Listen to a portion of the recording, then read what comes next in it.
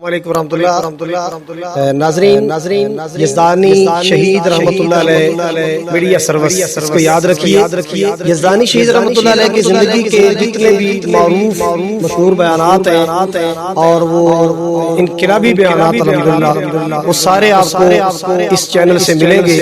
یزدانی شہید رحمۃ اللہ علیہ میڈیا سروس ان کے چینل سے آپ کو یہ ساری یزدانی شہید رحمۃ اللہ علیہ کے بیانات مل جائیں گے. ان کے بڑے بڑے جاندار شاندار انقلابی کتابات ہیں وہ آپ کو اس چینل سے ملیں گے. اس چینل کو سبسکرائب بھی کریں اور فالو بھی کریں. اللہ حافظ. السلام علیکم.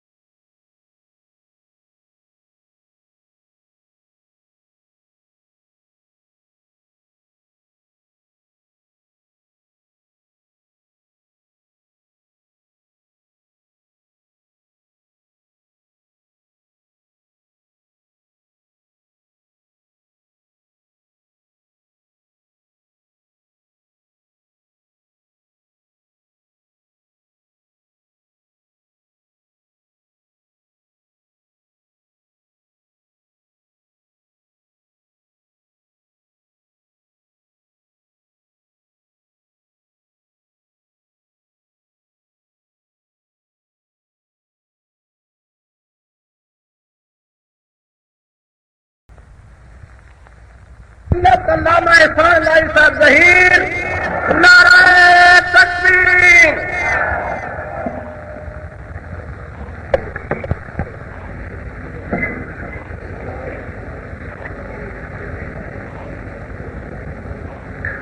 الحمد لله نحمده ونستعينه ونستغفره ونؤمن به ونتوكل عليه ونعوذ بالله من شرور انفسنا ومن سيئات اعمالنا من يهده الله فلا مضل له ومن يضلل فلا هادي له. نشهد ان لا اله الا الله ونشهد ان محمدا عبده ورسوله.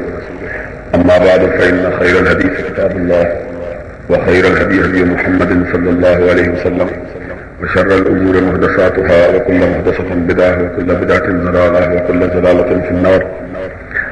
أعوذ بالله السميع العليم من الشيطان الرجيم. بسم الله الرحمن الرحيم.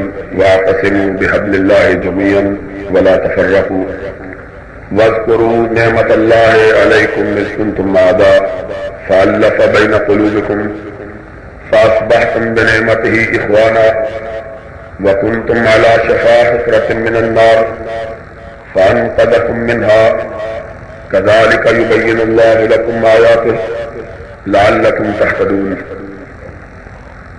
حضرات مجھ سے میری بیٹیاں بیٹھے بہنیں بیٹھے نیچے ہٹ جائے سامنے سے. مجھ سے پیش کر میرے بھائی اور دوست حضرت مولانا حبیب الرحمان صاحب یزدانی نے آپ کے ساتھ آپ کے سامنے انتہائی پرجوش انداز میں اپنے خیالات کا اظہار کیا. میں یہ سمجھتا ہوں کہ آج کے اس دور میں ہمیں پاکستان کے باشندوں کو سرور کائنات علیہ الصلوۃ والسلام کے نام لیواؤں کو نبی رحمت علیہ الصلوۃ والسلام کے دامان اقدس سے وابستہ انسانوں کو سب سے زیادہ اگر ضرورت ہے اتحاد اور اتفاق کی ہے. اور اتحاد اور اتفاق ایک ایسی چیز ہے جس کی صرف آج ہی کے دور میں ضرورت نہیں بلکہ ہر دور میں مسلمانوں کو اس کی تلقین کی گئی ہے. اس لیے کہ اتحاد اور اتفاق میں برکت ہے. اس سے ملک کی حفاظت، ملک کی بقا، ملک کی سلامتی میں مدد ملتی ہے اور اختلافات سے اپنی قوتیں کمزور ہوتی ہیں. فضا درہم برہم ہوتی ہے، ملک غیر محفوظ ہو جاتا ہے، دشمنوں کے سامنے ہوا اکھڑ جاتی ہے کہ کلام مجید میں رب کائنات نے اس کا تذکرہ ان الفاظ میں کیا ہے کہ لا تنازعوا فتفشلوا وتذهب ريحكم، مومنوں آپس میں نہ جھگڑو، آپس میں ایک دوسرے کے ساتھ باہم دست و گریبان نہ ہو، فتفشلوا اس لیے کہ اگر تم آپس میں مختلف ہو گئے، ایک دوسرے سے الجھ پڑے، تمہاری قوت کمزور ہو جائے گی، تمہاری طاقت منتشر ہو جائے گی، تمہارا شیرازہ بکھر جائے گا، وتذهب ريحكم، دشمن کے دلوں سے تمہاری ہیبت، تمہارا دبدبہ جاتا رہے گا۔ اس لیے کلام مجید میں کائنات کے رب نے متعدد مقامات پر اتحاد کا، صلح کا، امن کا، آشتی کا مومنوں کو درس دیا، اور وہ آیت کریمہ جو ابھی میں نے آپ کے سامنے تلاوت کی ہے، اس میں بھی رب ذوالجلال نے مومنوں کو خطاب کیا ہے۔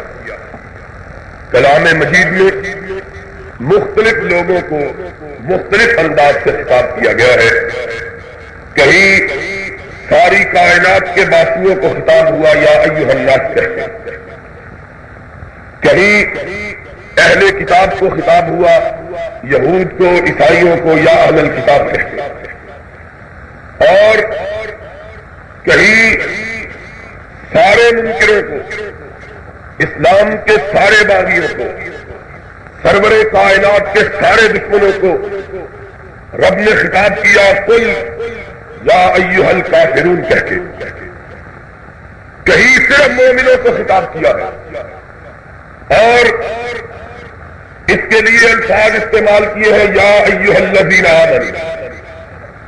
اس آیت کریمہ سے پہلے بھی خطاب صرف مومنوں کو ہے، یا ایھا الذین آمنوا اتقوا اللہ حق تقاتہ ولا تموتن الا وانتم مسلمون، اور پھر کہا واعتصموا بحبل اللہ جمیعا ولا تفرقوا، اے مومنو اللہ سے ڈرو اور سب مل کر اللہ کی رسی کو مضبوطی سے تھامو، ولا تفرقوا، فرقوں میں نہ بٹ جاؤ، جماعتوں میں منقسم نہ ہو جاؤ، سرے بندیاں اختیار نہ کرو، گروہوں کو ایک دوسرے کے خلاف سفارا نہ کرو، اپنے درمیان مصنوعی دیواریں حائل نہ کرو،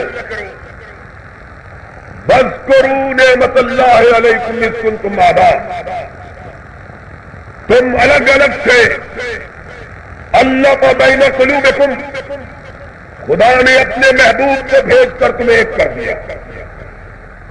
اب جبکہ نبی آ گیا ہے، رسول تشریف فرما ہو گیا ہے، پیغمبر کی بعثت ہو چکی ہے، کائنات کو رب کے کلام سے آشنا بنایا جا چکا ہے، اتحاد اتفاق کا درس وہ لے کے آ گیا ہے، اس نے اپنی جلوہ گری سے پرانی دشمنیوں، پرانی عداوتوں کو مٹا دیا ہے، اب تمہارے لیے ایک دوسرے سے لڑنے کا، جھگڑنے کا، اختلاف کرنے کا کوئی جواز باقی نہیں رہا۔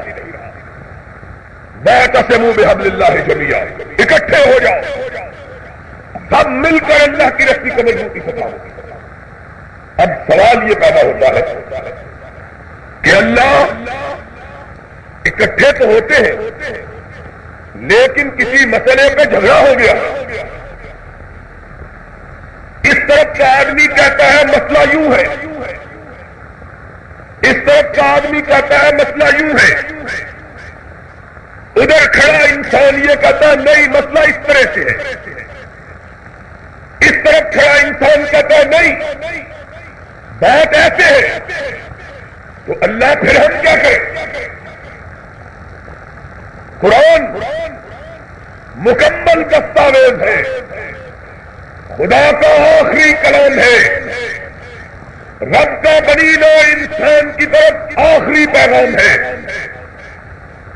ایسی دستاویز نہیں ہے کہ جس دستاویز میں مختلف زمانوں میں آنے والے انسانوں کے مسائل کا حل موجود ہے۔ ہم کلام مجید کو خدا بند عالم کی اہل کائنات کی طرف آخری کتاب اس لیے مانتے ہیں کہ اس کے ہوتے ہوئے بنی نوع انسان کو اپنی ہدایت کے لیے کسی دوسری کتاب کی ضرورت نہیں ہے۔ اگر نوع انسانی کو اپنی رہنمائی کے لیے اس کتاب کے سوا کسی دوسری کتاب کی ضرورت ہو تو یہ کتاب مکمل نہیں رہتی۔ یہ کتاب عالمگیر اور آخری کتاب نہیں کہلانے کا حق رکھتی ہے۔ یہ کتاب اس لیے عالمگیر ہے، یہ کتاب اس لیے آخری ہے کہ اس کے بعد بنی نوع انسان کی رہبری کے لیے، ان کے تنازعات کو مٹانے کے لیے، ان کے مسائل کے حل کے لیے کسی دوسری کتاب کی ضرورت نہیں رہتی۔ اس کتاب سے ہم پوچھتے ہیں اللہ اگر نبی آج ہمارے اندر نہیں رہتا تو تو نے خود کہا ہے انک میت وانہم میتون کہ موت برحق ہے، کل من علیہا فان ویبقی وجہ ربک ذو الجلال والاکرام۔ ایک دن آئے گا ساری کائنات مٹ جائے گی، باقی رہے گا تو اللہ کا نام باقی رہے گا۔ وما محمد الا رسول قد خلت من قبلہ الرسل۔ محمد اللہ کے حبیب، اللہ کے پیغمبر ہے۔ ایک دن موت نے ان پر بھی اسی طرح ورود کرنا ہے جس طرح پہلے انسانوں پر نازل ہوتی رہی۔ اللہ پھر کیا ہوگا جب یہ ہمارے درمیان نہ رہے، ہم میں تقریب فرما نہ رہے، پھر ہم کیا کریں؟ جھگڑا ہو گیا، کسی مسئلے میں اختلاف ہو گیا، تو کہتا ہے جھگڑا نہ کرو، لیکن اگر کوئی مسئلہ الجھ گیا تو ہم کیا کریں؟ قرآن نے درس دیا ان تنازعتم فی شیء فردوہ الی اللہ والرسول۔ سن لو، اگر کسی مسئلے میں اختلاف ہو جائے اس کو باقی نہیں رکھنا، نکالے۔ اللہ کیسے باقی نہ رکھے، کیسے مٹائے؟ فرمایا ردوہ الی اللہ، تم اس مسئلے کے لے کر قرآن کی طرف آنا، محمد کے فرمان کی طرف آنا، مسئلہ ختم ہو جائے گا، اختلاف حل ہو جائے گا، تنازع باقی نہیں رہے گا۔ فردوہ الی اللہ والرسول۔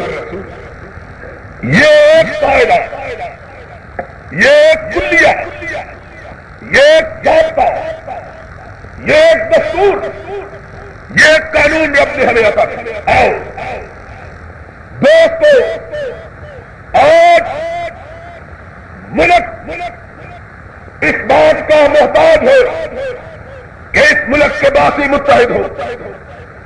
آج اسلام اس بات کا طلبگار ہے کہ مسلمان آپس میں متحد ہو۔ آؤ قدر مشترک تلاش کر لو، اپنے اپنے مقام پہ رہتے ہوئے ہم اپنے تمام تنازعات کو ختم کر دیں۔ کون سا جھگڑا ہے جو باقی ہے؟ کون سا مسئلہ ہے جو قرآن پہ پیش کر کے، نبی کے فرمان پہ پیش کر کے حل نہیں ہو؟ میں ایمانداری سے سمجھتا ہوں اگر نیتیں درست ہو، اگر ارادے صحیح ہو، اگر انسان کی اپنی کوئی غرض، اپنی کوئی خواہش نہ ہو، تو صبح کا سورج طلوع ہونے سے پہلے مسلمانوں کے تمام اختلافات ختم ہو چکے ہیں. یہ اختلافات ان کا بنیادی سبب کیا ہے؟ ان کا بنیادی سبب یہ ہے کہ ہم نے نہ کسی کو نامزد کر کے، کسی کی طرف رخ کر کے، کسی خاص آدمی کو نشانہ بنا کے میں بات نہیں کرتا کہ روح سخن کسی کی طرف ہو تو روسیا، لیکن میں عام طور پر یہ کہتا ہوں سب کو مخاطب کر کے، اپنے آپ کو خطاب کر کے، کہ دین کے بارے میں ہمارے تنازعات کے نہ مٹنے کا سبب ہم ہیں. ہم نے اپنی دیواریں لوگوں کے سامنے کھڑی کر رکھی. ہم سمجھتے ہیں کہ اگر مسلمانوں کے اندر اتحاد ہو گیا، اگر مومنوں کے اندر اتفاق ہو گیا، ہماری چودراہٹ باقی نہیں رہے گی. گورنمنٹیں، حکومتیں نہیں چاہتی کہ عوام متحد ہو جائے، اس لیے کہ عوام کا اتحاد ان کے زوال کا سبب بنتا ہے. مولوی نہیں چاہتے کہ مقتدی متفق ہو جائے. کیوں؟ کہ اگر مقتدی متفق ہو جائے تو مولوی کی روٹی نہیں چل سکتی. سردار، چودھری، وڈیرے نہیں چاہتے کہ لوگ متفق ہو جائے، اس لیے کہ اگر عوام متحد ہو جائے تو چودھریوں کی چبراہٹ کے لیے کوئی چیز باقی نہیں رہتی. اگر غریب متفق ہو جائے تو جگہ ٹیکس لینے والے رستگیر ان کے شملے کیسے اونچے ہوتے ہیں؟ ان کے شملے تب اونچے ہوتے ہیں کہ غریب آپس میں لڑے، یہ کسی کو غلط کہے، کسی کو سچا کہے، کسی کو اندر کروائے، کسی کو باہر نکلوائے. باہر نکلوانے والے کو اپنے ساتھ ملائے، اندر کروانے والے کے خلاف جو ہے وہ محاذ بنائے. تب ان کی چودراہٹ کہتے ہیں. مگر میں چودراہٹ کیسے کہتے ہیں؟ سارے جتنے وڈیرے، چاہے وہ مذہب کے وڈیرے ہو، چاہے وہ سیاست کے وڈیرے ہو، چاہے وہ اقتدار کے وڈیرے ہو، چاہے وہ بستی کے وڈیرے ہو، چاہے وہ شہر کے وڈیرے ہو، یہ سب وڈیرے اس بات کو پسند نہیں کرتے کہ قوم کے اندر اتحاد اور اتفاق ہے. اور میں آپ کو ایک بات سمجھانا چاہتا ہوں، بات بڑی تلخ ہے، لیکن کہتا ہوں وہی بات سمجھتا ہوں جسے حق، کہ میں اپنا مسجد ہوں، میں تہذیب کا فرزند، اور اپنے بھی ہزارات بیگوں میں بھی نہ خوش کہ میں زہر و حلاحل کو کبھی کہہ نہ سکا. سن لو، میرا ایمانداری سے نقطہ نگاہ یہ ہے کہ اگر پاکستان کے اندر مختلف حکمران طبقے یہ خواہش نہ رکھے کہ لوگ لڑے تو کبھی آپس میں فرقہ وارانہ فساد نہیں ہو سکتے. ہر دور کے صاحبان اقتدار لوگوں کو آپس میں لڑاتے تاکہ آپس میں لڑتے رہے، ان کی کرسی کی طرف کوئی نگاہ اٹھا کے نہیں. یہ سبب سیاسی عناصر، مذہبی عناصر، سماجی عناصر، معاشرتی عناصر، ان کو باہم لڑایا جائے. مختلف وڈیرے اپنے مفادات کے لیے ان کو لڑاتے ہیں. اور ہمارا روح سخن صرف مذہبی حلقوں کی طرف چھوڑو. سیاسی لوگ اکٹھے ہوتے ہیں کہ نہیں؟ چھوڑو. بستیوں کے دیہاتوں کے لوگ اکٹھے ہوتے ہیں کہ نہیں؟ چھوڑو. کونسل کی ممبریوں کے پانے والے آپس میں متفق ہوتے ہیں کہ نہیں؟ آؤ مذہبی طبقات کے لوگوں ہم ایک دوسرے کے ساتھ مل جائیں، متفق ہو جائیں، متحد ہو جائیں. میں سب سے پہلے اہل حدیث کی طرف سے تمام مکاتب فکر کو اتحاد کی دعوت دیتا ہوں.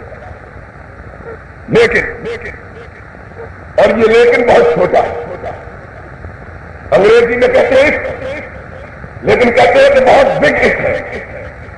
میں لیکن تو کہتا ہوں لیکن بہت چھوٹا. لیکن صرف اتنا ہے کہ اس کے لیے ایک ایسی بنیاد فراہم کر لے کہ پھر آپس میں کبھی جھگڑا نہ آؤ. بنیاد ہمیں اپنی طرف سے مہیا کرنے کی, اپنی طرف سے فراہم کرنے کی ضرورت نہیں ہے. بنیاد ہمارے رب نے ہمیں فراہم کی. کہا یا ایھا الذین آمنوا اطیعوا اللہ واطیعوا الرسول واولی الامر منکم. لوگوں اللہ کی اطاعت کرو, اللہ کے محبوب کی پیروی کرو. اپنے حکمران, وہ حکمران جو تم میں سے ان کی پیروی کرو. فَإِن تَنَازَعْتُمْ فِي شَيْءٍ فَرُدُّوهُ إِلَى اللَّهِ وَالرَّسُولِ. اگر کسی مسئلے میں اختلاف ہو جائے خدا کے قرآن کی طرف آؤ, محمد کے فرمان کی طرف آؤ. ساتھ کہا ان کنتم تؤمنون باللہ والیوم الآخر. اگر مومن ہو تو اسی طرح کرو, اگر ایمان تمہارے سینوں میں نہیں رہا تو جاؤ جہاں جی چاہے جا پھرو. مومن ہو تو اتفاق کرو. اس کتاب پر, محمد کے فرمان پر میں سب سے پہلے اتحاد کی دعوت دیتا ہوں, بغیر تعصب کے, بغیر حد دھرمی کے, بغیر گروہ بندی کے, بغیر جماعت بندی کے, بغیر اس بات کی طرف دیکھے کہ میرا بڑا کیا کہتا ہے, میرا پیر کیا کہتا ہے, میرا مولوی کیا کہتا ہے, میرا ذاکر کیا کہتا ہے, میرا خطیب کیا کہتا ہے, میرا واعظ کیا کہتا ہے. ان سب کو چھوڑ دو, قرآن کو فیصل بنا لو, محمد کے فرمان کو فیصل بنا لو. اختلاف ختم ہو جائے گا, اختلاف ختم ہو جائے گا. کسی تقریر کی ضرورت نہیں, کسی تحریک کی ضرورت نہیں. اپنے اپنے مسلک کے مسئلے لاؤ, نبی کے فرمان پہ پیش کرو, اللہ کے قرآن پہ پیش کرو. جس پہ محمد کی دور لگی ہوئی ہو اس کو سر آنکھوں پہ رکھو. جو نبی کے فرمان کے خلاف ہو اس کی طرف نگاہ اٹھا کے نہ, کسی کو برا نہ کہو, کسی کے اکابر کا تاج نہ توڑو, کسی کا مذاق نہ اڑاؤ, کسی سے مسخرہ پن نہ کرو, کسی کو گالی نہ دو, کسی پہ الزام نہ دھرو, کسی کا کام کے تیر نہ چلاؤ, کسی کو دشمن کا نشانہ نہ بناؤ. اور اپنی اپنی بات لے کے آؤ, خدا کے دربار میں پیش کرو, رسالت ناب کے دربار میں پیش کرو, صلی اللہ علیہ وسلم. مسئلہ حل ہو. میری طرف سے جنگ کے لوگوں گوار آنا, میں اس بات کے لیے تیار ہوں کہ تم میرے مسلک کی ایک بات نبی کے فرمان کے خلاف ثابت کرو, قرآن کے خلاف ثابت کرو, میں سورج کے طلوع ہونے سے پہلے اس کو ٹھکرانے کے لیے تیار ہوں.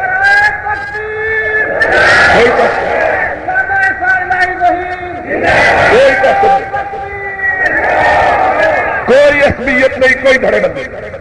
میرا نقطہ نگاہی ہے, ہر آدمی کے بزرگ قابل احترام, ہر آدمی کے بڑے عزت کے قابل.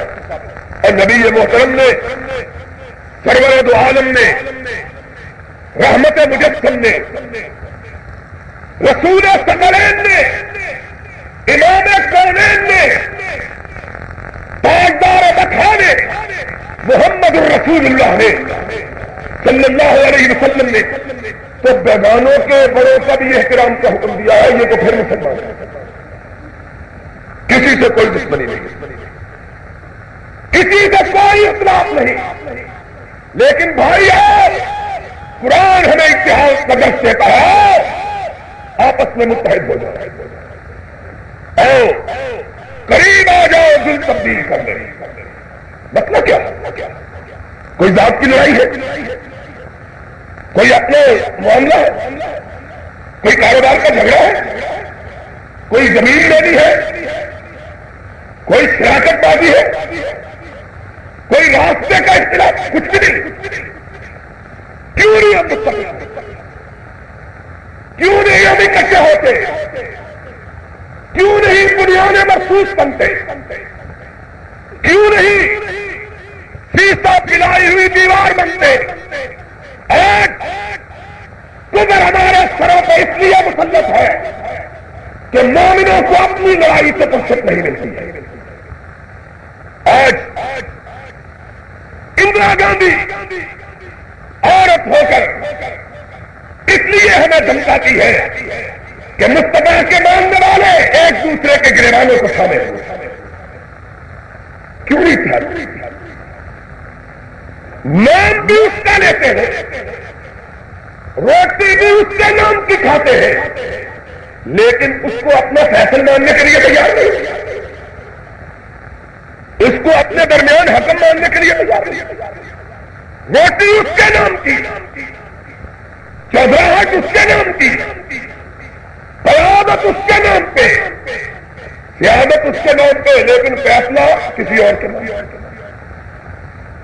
کیا اس کا مانو، اس طرح مانو کہ جس طرح قرآن نے ماننے کا حکم دیا، ما کان لمؤمن ولا مؤمنۃ اذا قضى الله ورسوله امرا ان يكون لهم الخيرة من امرهم. نبی کا فرمان آ جائے تمہارے اختیارات ختم ہو جاتے. تمہارے اختیارات تب تک باقی ہیں جب تک نبی کا حکم نہیں آیا. نبی کے حکم کے آ جانے کے بعد کسی کا کوئی اختیار باقی. آؤ آج اگر تم سننا چاہو تو میں تمہیں سناتا ہوں کہ شاید بقید عزیز یہ صاف نہ آ سکے. تم داستان شوق سنو اور سنائے ہم. دھیان سے سن لو کہ پھر ایسی بات شاید تمہیں کوئی سنائے. اسلام ایک کامل اور مکمل دین. اس میں صرف احکامات سے ہم کو نہیں نوازا، مثالوں سے بھی نوازا. قانون کی اصطلاح میں کچھ احکام ہوتے ہیں، کچھ نظائر ہوتے ہیں، کچھ فرامین ہوتے ہیں، کچھ تمثیلات ہوتی ہیں. سجوں کی کتاب میں لکھا ہوتا ہے کہ اگر کوئی شخص جرم کرے اس کو اتنے سال کی سزا. اس کا نام قانون ہے. پھر کورٹ کے حوالوں میں بڑے ججوں کے فیصلے ہوتے ہیں کہ اتنے سال کی سزا کیسے جج نے دی ہے. دونوں چیزوں کو سند کے طور پر پیش کیا جاتا ہے. فیصلہ ہم نے سنا ہے قرآن. ان تنازعتم فی شیء فردوہ الی اللہ والرسول.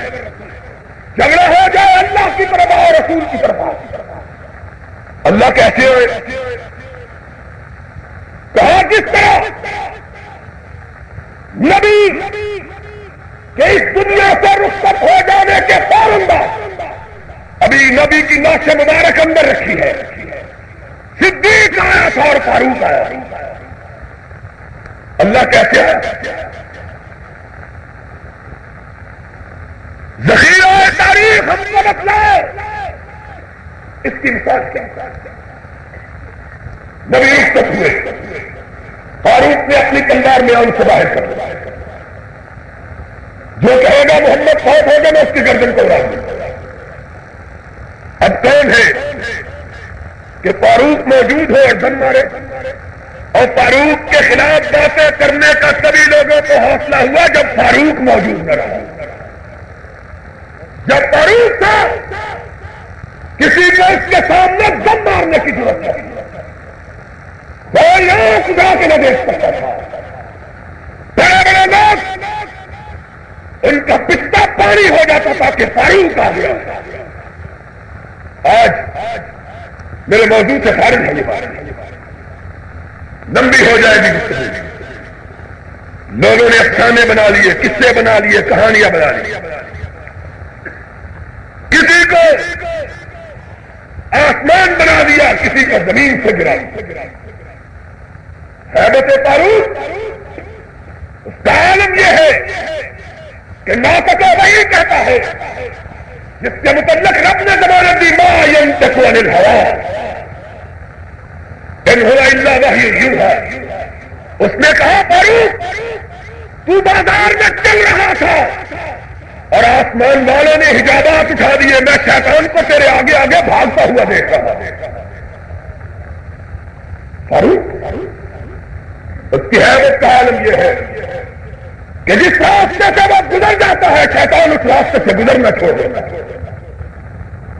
وہ طاروت کون دم مارے ہوگا.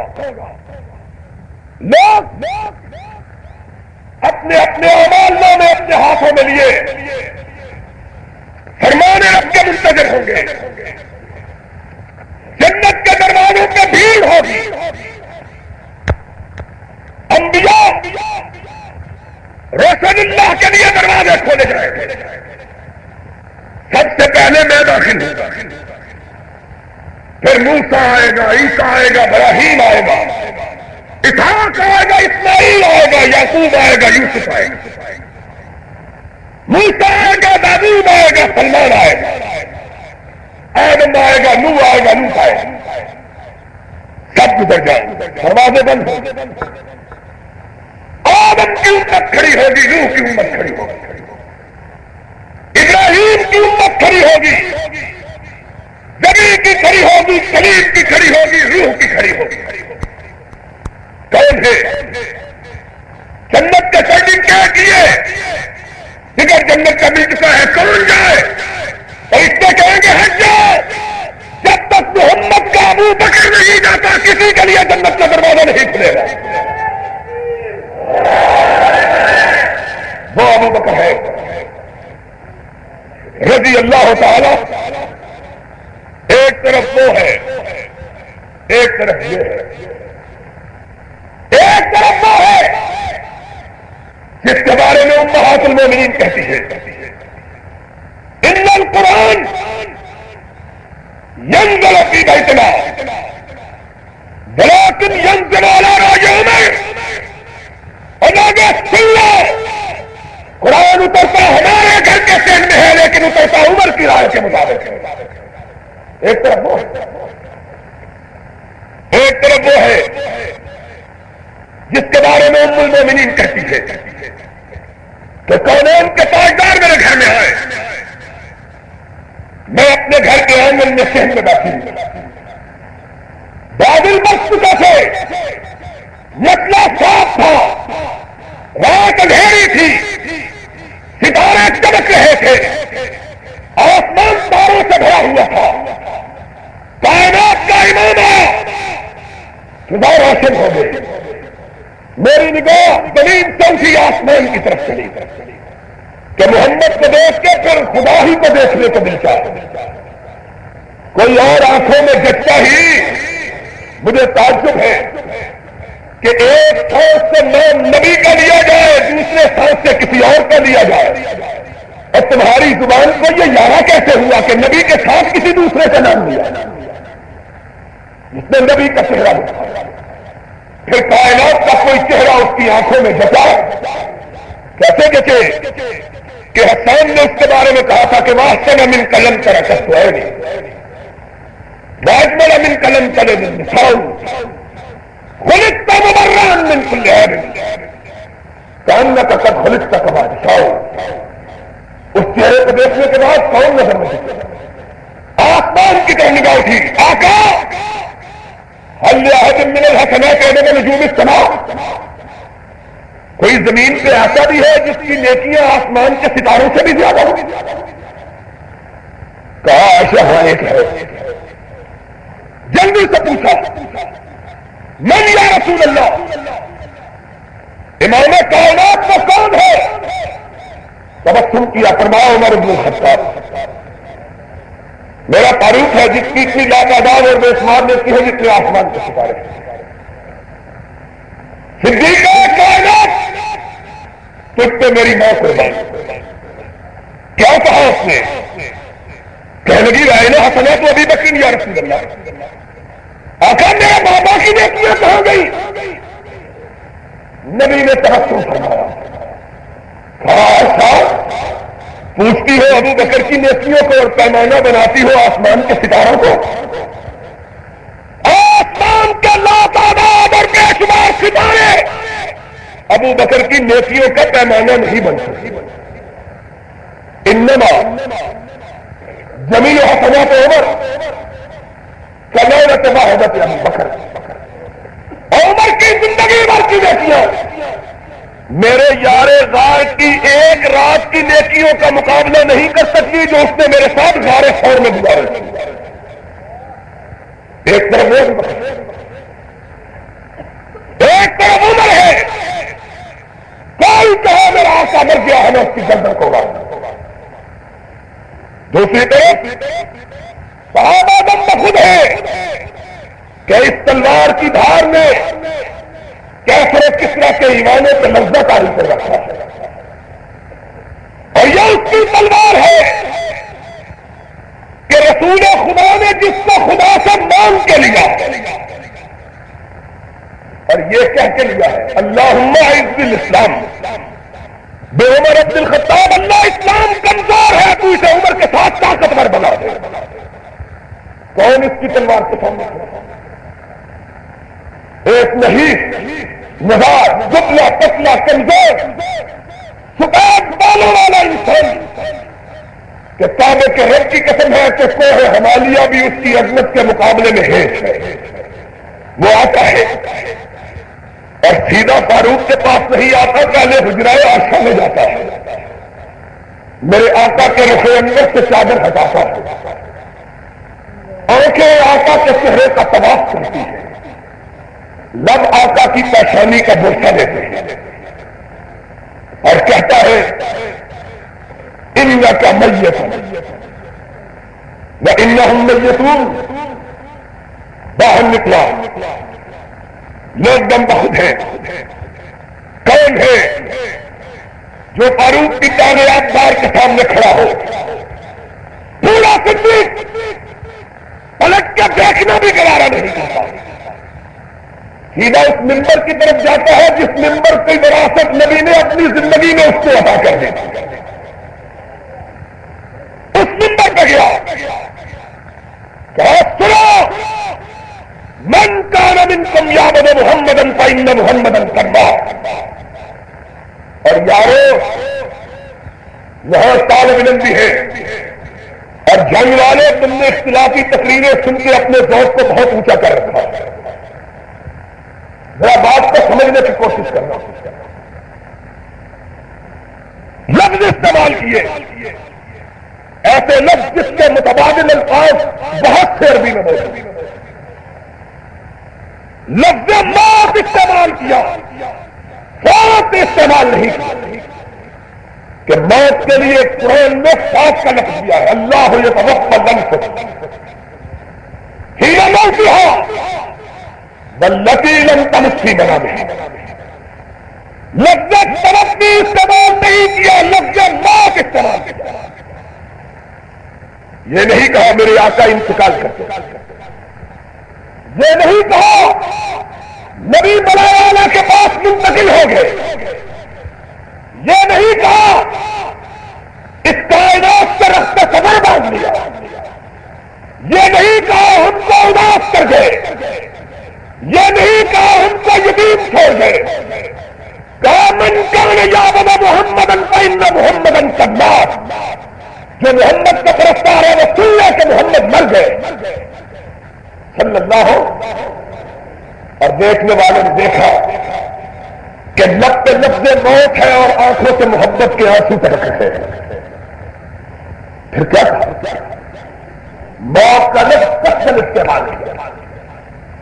کیوں کہ قرآن کی جس آیت کو اپنے درمیان اور فاروق کے درمیان فیصل بنانا چاہتے تھے اس قرآن میں لفظ موت آیا. کہا وما محمد الا رسول قد خلت من قبلہ الرسل افإن مات او قتل انقلبتم على اعقابكم. کربلا کے بعد فلن يضر اللہ شيئا. محمد اللہ کے رسول ہیں، پہلے نبیوں کو بھی موت آئی، اس پہ بھی موت آئی. فاروق نے سنا، آنکھوں کے سامنے اندھیرا چھا گیا، تلوار گر گئی، بے اختیار ہو کے سکینہ لگنے لگا. آقا ایک دن ایسا بھی آنا تھا کہ تو نے ہم سے رخصت کرنا. صحابہ کی طرف پلٹ کے کہا، لوگوں سن لو، قرآن کا فرمان آ چکا ہے، اب فاروق اس کے مقابلے میں بولنے کی طاقت و توانائی نہیں رکھتا.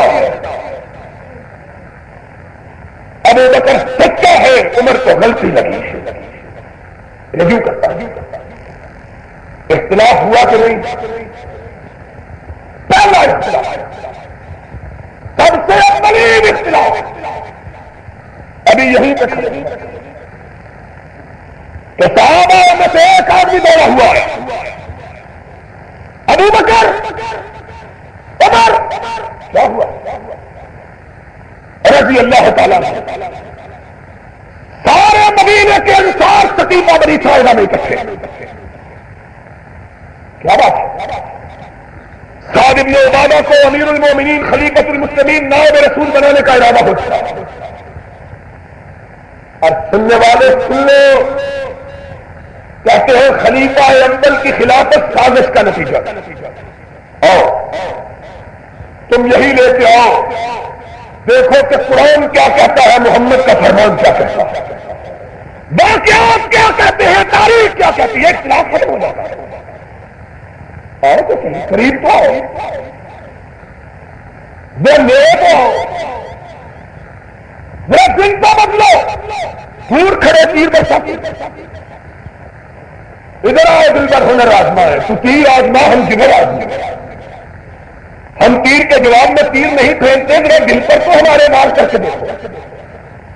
ہمیں جہاں ہو ہمیں جار ہو کثیر صدم، جو آئے کہ ہم دل کشادہ رکھتے ہیں. ہم تنگ ضرورت نہیں ہے کہ تمہاری نیشنری سے گھبرا جائے. وہ قریب تو ہے، وہ دیکھو تو صحیح ہم کا کیا سازش کا نتیجہ ہوگی خلافت. تو تنہا ابو بکر و عمر کو جانے کی ضرورت، اور بولو ساتھ لے کے جاتے تھے. اپنا جو سازش کرتا ہے اپنا بڑا گھر سے لے کے جاتا ہے، جس نے کوئی منصوبہ بنایا ہوا ہوتا ہے اپنے ساتھی ساتھ لے کے چلتا ہے. یہاں دونوں جا رہے، تیسرا کوئی بھی نہیں، اور وہاں پورے انصار کے جتھے موجود. تقریریں اس قدر سخت ہے، پل ہے، پش ہے، سند ہے، تیز ہے کہ تلواروں کھینچنے کی نوبت آتی ہے.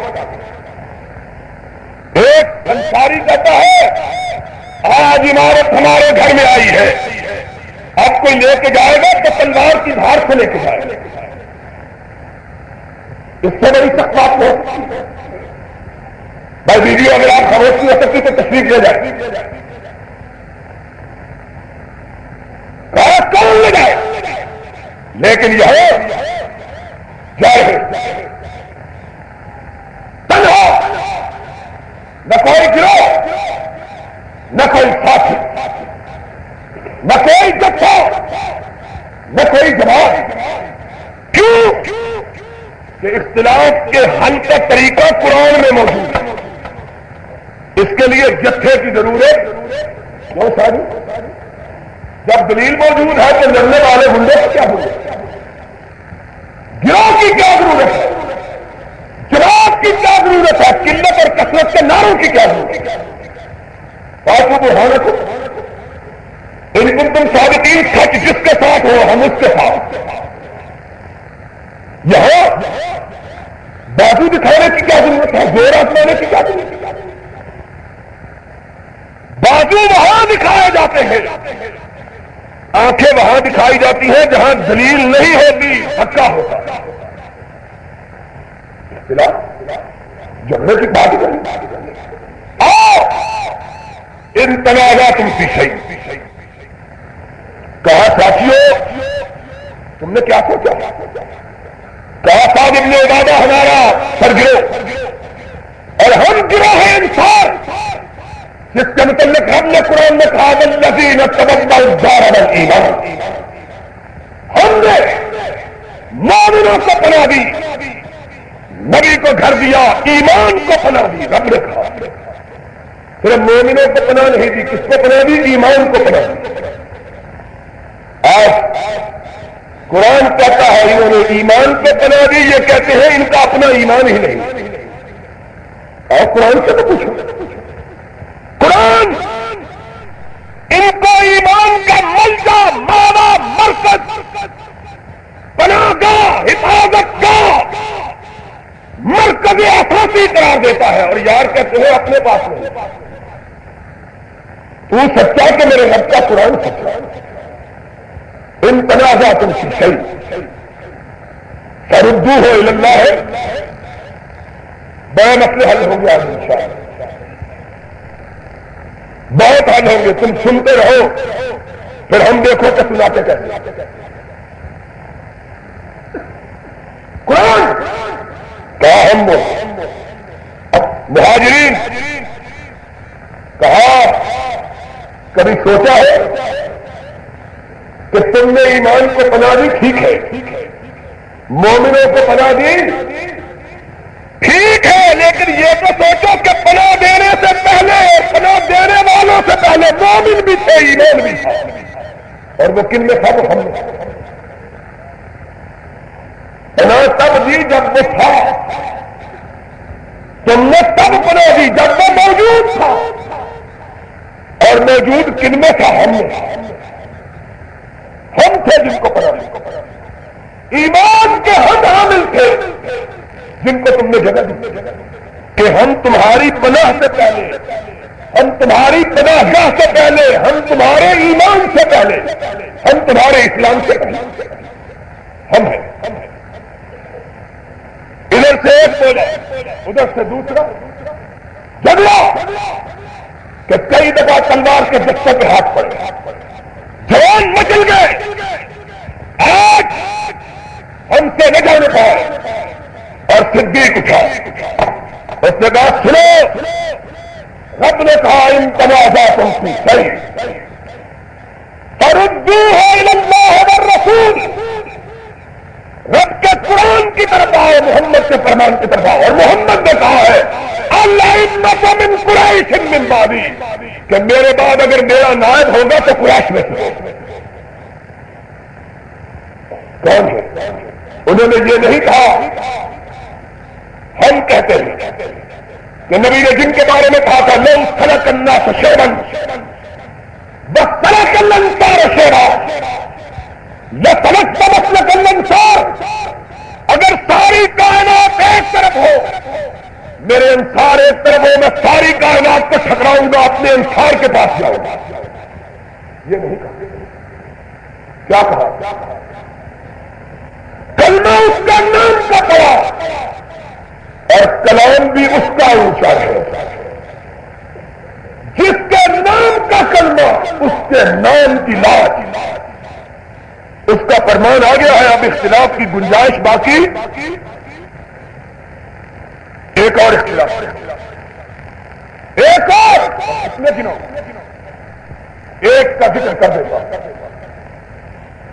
پھر اختلاف ہوا، یار غار کے درمیان ہوا اور لخت جگر کے درمیان۔ کہا صدیق میں نبی کا لخت جگر ہوں، میں جگر گوشہ رسول ہوں، میں کائنات کی بطول ہوں، میں حسنین کی ماں ہوں، میں خدیجہ کی دختر ہوں، میں نبی کی آنکھوں کی ٹھنڈک ہوں، میرا بابا اس کائنات سے چلا گیا، پدک چھوڑ گیا ہے، مجھ کو حصہ دو۔ اختلاف ہوا کہ نہیں؟ مجھ کو صدق کا حصہ۔ آؤ ذرا یہ بات بھی سنیے، کیسے فیصلہ ہوا؟ یارو آؤ، اور جس طرح صدیق نے فیصلہ چکایا، جس طرح سیدۃ النساء نے فیصلہ چکایا، ہم بھی تم بھی چکا لیں، جگڑنے کی ضرورت کیا؟ کہا فاطمہ کیسے آئی ہو؟ کہا بابا کی میراث لینے آئی،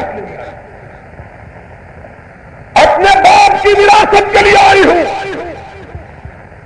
کہا فاطمہ جس باپ کی وراثت کے لیے آئی اس بابا نے کہا نحن معاشر الانبیاء لا نورث ما ترکناہ صدقہ۔ یاد رکھو محمد مال و دولت کو وراثت میں چھوڑنے کے لیے نہیں آیا، علم کو وراثت میں چھوڑ کے جا رہا ہے۔ اس کا مال تقسیم نہیں ہوگا، جو ہوگا سب کا ہوگا، اور تم کو نہ کسی نے بتلایا ہوگا۔ کہتے ہیں کہ سنیوں نے حدیث بنا دی،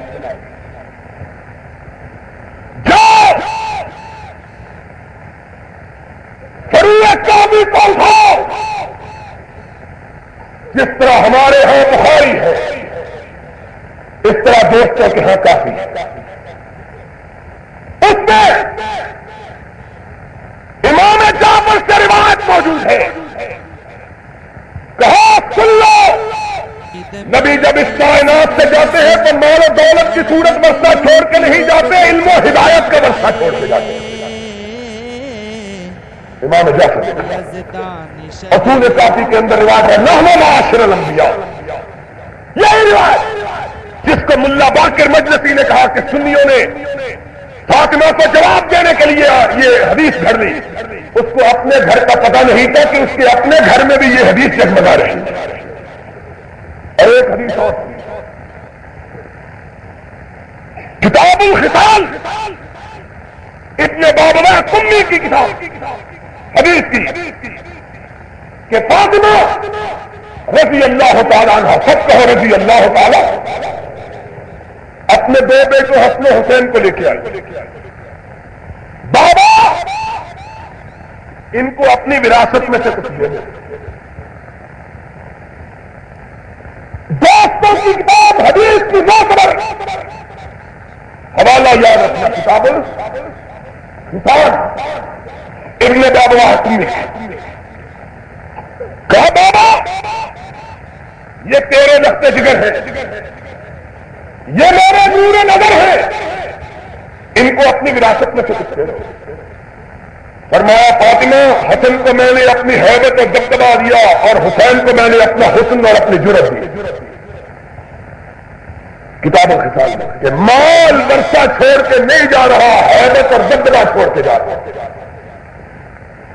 فاطمہ کو حدیث یاد کروائی، سیدہ، اور کتاب ہماری نہیں، کتاب دوستوں، یہی ملا مجلسی حق الیقین میں لکھتا ہے، او ابو بکر پسند کرنے والوں، جب فاطمہ نے کہا میں بابا کی وراثت دو تو کہا فاطمہ کعبے کے رب کی قسم ہے ابو بکر کا سارا مال تیرے قدموں پہ لکھا ہے،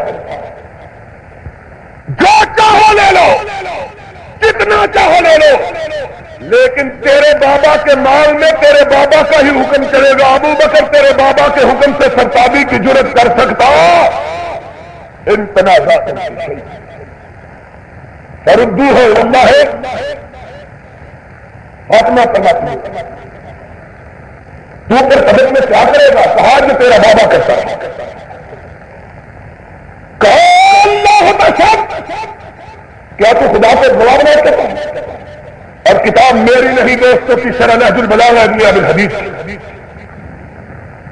کہا خدا گواہ ہے، کہا ابو بکر تو نے میرا بابا کا فرمان سنایا، اب بابا کے فرمان کے سننے کے بعد اختلاف کی گنجائش باقی ان تنازعاتوں کی شروع۔ اب بات آئی ہے تو سن لیں اور ساری بات سنا دیتا ہوں۔ وہ تو راضی کرے، یاروں نے کہا نہیں راضی نہیں ہوں گے۔ 1400 سال بعد ان کو پتا چلا کہ نہیں گئے تو ناراض تھے۔ وہ کہتی ہے میں راضی، یہ کہتا نہیں بالکل نہیں راضی ہونا، ناراض ہی رہنا۔ آج تلک آئے یارے قرآن کو لے آؤ، محمد کے فرمان کو لے آؤ، رب کی قسم اختلاف نہیں رہتا، مزہ تو تب ہے کہو کہ محمد کا فرمان نہیں، پھر ہم ثابت کریں کہ ہے کہ نہیں. اور تمہارے گھر سے الفضل ما شاہدت اللہ بھاؤ اپنی کتاب کا حوالہ تک نہ دیں گے تو صرف تمہاری کتاب کا حوالہ ہوگا. اس بات سے دیکھا کہ اس بات پہ تو بحث نہیں ہو سکتی، چل رہے نہیں راضی ہوئی. ہم نے کہا جناب راضی کہنے نہیں، انہوں نے کہا کہ پدک ہے ہمارا. ہم نے کہا جناب اگر پدک ان کا حصہ تھا تو علی نے اپنے زمانے میں حسن حسین کو کیوں نہیں لٹایا؟ نہیں سمجھ آئی.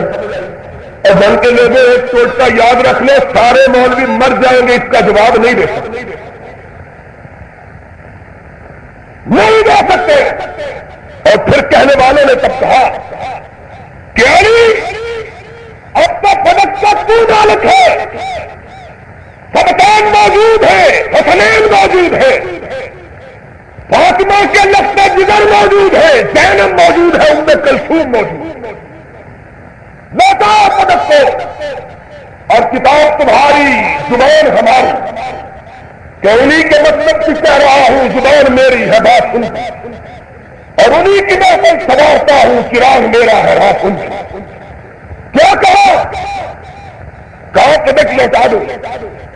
کہا میں تو پدک لوٹا دوں جو ابو بکر نے نہیں لوٹایا تھا. حوالہ شرح نہج البلاغہ. کہا مجھے شرم آتی ہے کہ قیامت کے دن میں ابو بکر کو کیا چہرہ دکھاؤں گا. جس چیز کو ابو بکر نے نہیں کیا اس چیز کو میں علی کرنے کے لیے تیار. ان تنازعات کی ہے.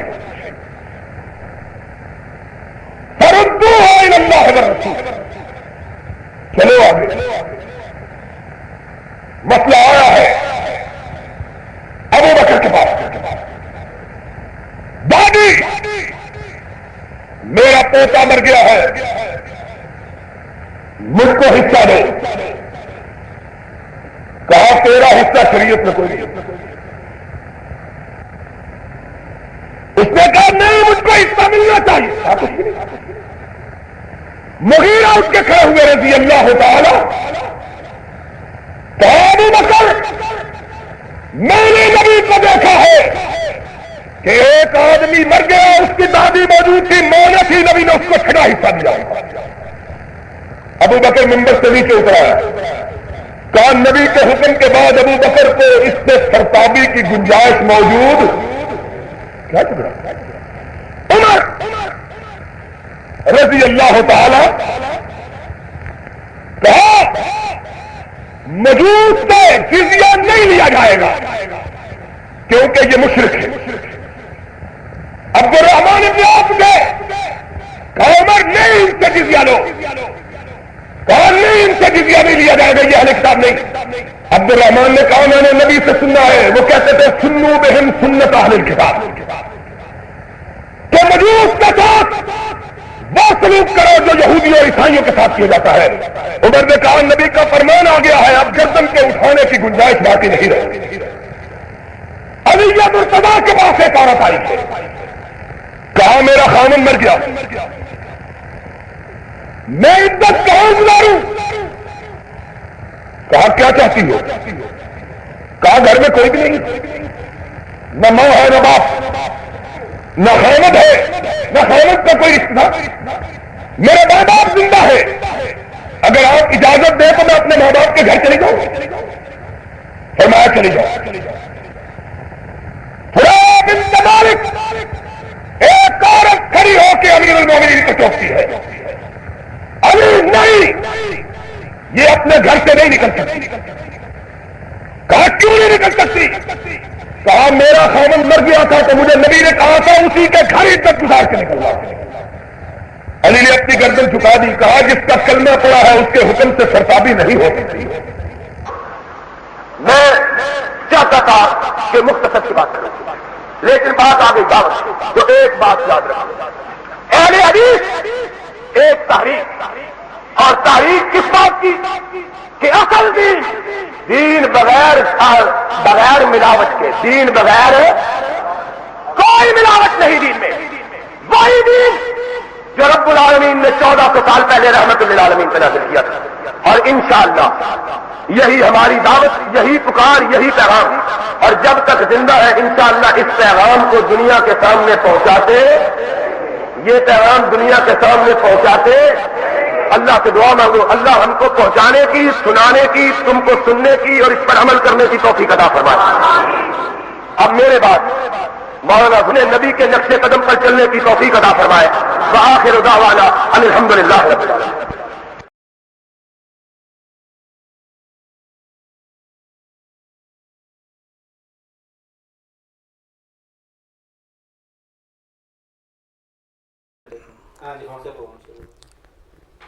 شہید ملت، شہید قرآن، شیر ربانی، مسلک اہل حدیث کی پہچان حضرت علامہ حبیب الرحمن یزدانی شہید رحمۃ اللہ علیہ، اور تمام علماء اہل حدیث کے خطابات سننے کے لیے ہمارے یوٹیوب چینل یزدانی شہید میڈیا سروس کو سبسکرائب کریں۔ خادم العلماء صاحبزادہ حافظ انعام الرحمن یزدانی، اور مجھ جیسے فقیر کے بھی تمام جو خطبات اور تقاریر ہیں ان کو سننے کے لیے اسی چینل کو سبسکرائب کریں۔